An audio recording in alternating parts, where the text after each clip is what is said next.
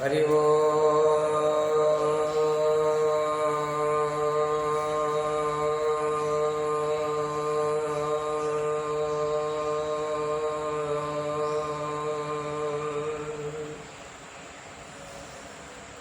தாயை வணங்குகிறோம், தந்தையை வணங்குகிறோம், குருவை வணங்குகிறோம், நம்முள் இருக்கும் எல்லா வல்ல இறைவனை வணங்குகிறோம். கண்ணுக்கு புலப்படாத நல்ல எண்ண அலைகள் நமது உள்ளத்திலும் இல்லங்களிலும் இருக்கும் இடங்களிலும் நிரம்பியிருக்கிறது. இங்கிருந்து புறப்படுகிற நல்ல எண்ணலைகள் வையகம் முழுவதும் நிறைந்திருக்கட்டும், பரவிருக்கட்டும். உடலாலும் உள்ளத்தாலும் தூய்மை பெறுவோம். யோகத்தால் மனதையும் ஆசனத்தால் உடலையும் ஒரு நிலைப்படுத்துவதற்கு ஒவ்வொரு நாளும் நீங்கள் முயற்சி செய்யணும், பயிற்சி செய்யணும். ஒரு 3/4 மணி நேரம் 45 நிமிடங்கள் நமது உடம்புக்காக நீங்கள் ஒதுக்கியே ஆக வேண்டும். காலையிலேயோ மாலையிலேயோ 45 நிமிடங்களை ஒதுக்குங்கள். 10 நிமிடம் நன்கு மூச்சு பயிற்சி செய்யுங்கள். 11 நிமிடம் தியானம் பண்ணுங்கள். 1/2 மணி நேரம் ஆசனங்கள் செய்யுங்கள். முதலில் ஆசனங்களை செய்துவிட்டு 10 நிமிடம் பிராணாயாம மூச்சு பயிற்சியை செய்துவிட்டு 11 நிமிடம் அமைதியாக தியானத்தில் அமர்ந்து யோக நிலையை முடித்து கொள்ள வேண்டும். இதுதான் நமது முறைகள். ஆசனம் இது முறை. பல வகையானப்பட்ட பலதரப்பட்ட ஆசனங்கள் உண்டு.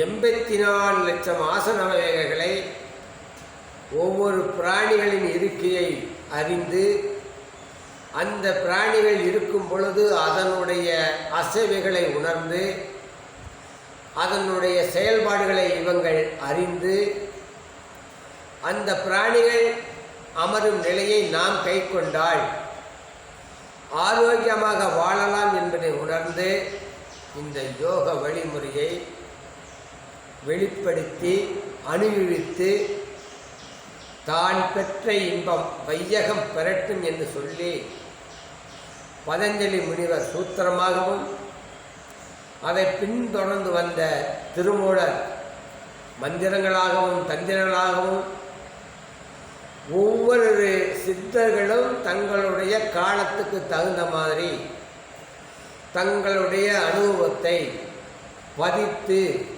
நம்மிடம் பகிர்ந்து சென்றுள்ளார்கள்.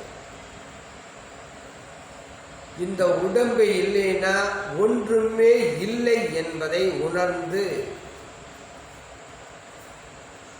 உடம்பால் அழியின் உயிரால் அழிவர் திடம்பட மெஞ்ஞானம் சேர மாட்டார்னு எழுதி வச்சிருக்காரு திருமூலர். உடம்பில்லைன்னா உலகத்தில் இல்லை. இப்போ நான் உட்காந்து பேச முடியாது. சுவர் இருந்தால் சித்திரம் எழுத முடியும். அந்த சுவர் கரடுமுடாக இருந்தால் எழுத முடியாது. அந்த சுவரை ஒழுங்குபடுத்தி கலர் வர்ணம் பூசி அதுக்கு பிறகுதான் சித்திரம் வரைய முடியும். அது மாதிரி இந்த உடம்பை நீங்கள் எந்த அளவுக்கு பக்குவப்படுத்தி வைத்திருக்கிறீர்களோ அந்த அளவுக்கு ஆன்ம பலம் கூடுகிறது, ஆயுள் கூடுகிறது, நோய் எதிர்ப்பு சக்தி கூடுகிறது என்பதை உணர்ந்து கொள்ளுங்கள். 72,000 நாடி நரம்புகளும் புத்துணர்வு பெறுகிறது. வெள்ள அணுக்கள் உருவாகி நோய் எதிர்ப்பு சக்தியை கூட்டுகிறது. நம்முள் இருக்கும் நாளமில்லா சுரப்பிகளை சரியாக இயங்க வைக்கிறது. இதய துடிப்பை சீராக இயங்க வைக்கிறது. இரத்த ஓட்டத்தை அனைத்து நாடி நரம்புகளுக்கும் அனைத்து அவயங்களுக்கும்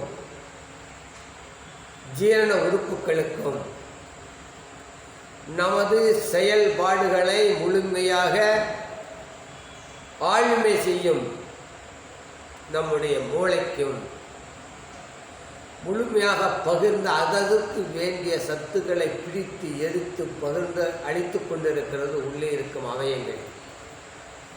கல்லீரல், மண்ணீரல், கணையம், பித்தப்பை, சிறுநீரகங்கள், கற்பப்பைகள், பெருங்குடல், சிறுகுடல்கள், நுரையீரல்கள், இதயங்கள், வாழ்வுகள், தைராய்டு, பாராதைடு சுரப்பிகள், பிட்யூட்டரி, பினியல் பாடி கிளாண்ட்ஸ், தைமாஸ் கிளாண்ட்ஸ், அட்னல் சுரப்பிகள், இத்தனையுமே என்னமாவது ஒரு கூட்டு முயற்சி.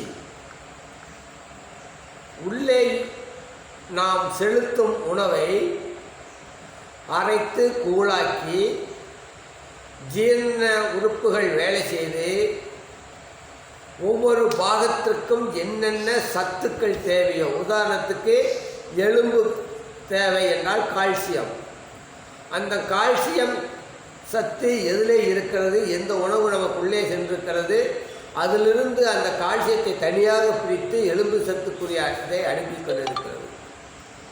இது மாதிரி ஒவ்வொரு அவயங்களுக்கும் அதற்குரிய சத்துக்களை பிரித்து அனுப்பி கொண்டிருக்கிறது. இந்த அனுப்பு வேலையும் பிரிக்கிற வேலை தான் நைட்டில் நம்மளை தூங்கும் பொழுது அந்த வேலையை அது ஒழுங்காக செய்திருக்கும். எல்லாம் அரைச்சி முடித்து சத்துக்கள்லாம் பிரித்து எடுத்துட்டு இந்த கரும்பு சாறில் மிஷினில் ஓட்டிட்டு பார்த்துருப்பீங்க. கரும்பை உள்ளே திணிப்பாங்க, சாறு எடுத்து சக்கையை வெளியே தள்ளிடும். அது மாதிரி நம்ம சாப்பிடுகிற உணவிலிருந்து சத்துக்களை அனைத்துக்கும் பகிர்ந்து அளித்து விட்டு மலமும் சலமும் பிரித்து தனியாக வெளியே அனுப்புகிறது. என்ன ஒரு ஒழுங்குமுறை, ஒரு தொழிற்கூடம் உள்ளே அவயங்களில் இயங்கிக் கொண்டிருப்பதை உணர்ந்து கொள்ளுங்கள். தெய்வீகத்தன்மையான இந்த உடம்பை உங்களை தெய்வீக சக்தியாக மாற்றுவதற்கு, ஜீவனில் இருக்கும் அணிவே சிவம் என்பதை உணர்வதற்கு, சிவம் போய்விட்டால் இது சவம் என்பதை நீங்கள் உணர்வதற்கு, அந்த சிவமே நீங்கள் என்பதை உணர்வதற்கு இந்த யோக வழிமுறைகளை முழுமையாக பயன்படுத்துங்கள். காலையும் மாலையும் 45 நிமிடத்தை ஒதுக்கி நின்ற நிலை ஆசனங்கள், அமர்ந்த நிலை ஆசனங்கள், படுத்த நிலை ஆசனங்கள் முடித்து சாந்தி ஆசனம் போட்டு 10 நிமிடம் மூச்சு பயிற்சி போட்டு 11 நிமிடம் அமர்ந்த நிலையில் நிமிர்ந்த நிலையில் உங்கள் மறந்த நிலையில் தியானித்து ஒவ்வொரு நாளும் துவங்குங்கள். நாளை உங்களை சந்திக்கிறேன். நன்றி, வணக்கம், வாழ்த்துக்கள். ஹரி ஓம் தத்து.